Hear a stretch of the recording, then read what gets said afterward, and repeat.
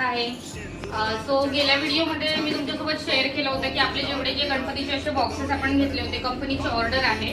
So त्यांचे आपण जे बॉक्सेस आहेत ते पॅक केले होते, मोदक वगैरे सगळं भरून व्यवस्थित। आणि हा जो व्हिडिओ आहे त्याच्यामध्ये मी तुम्हाला शेअर करते की आपले जे बॉक्स होते ते जे फिल करून झाले ते आपण आज डिस्पॅचिंगसाठी कार्टन बॉक्समध्ये भरणार आहोत आणि त्याची प्रोसिजर आज चालू आहे, म्हणून तोही व्हिडिओ मी तुमच्यासोबत शेअर करणार आहे।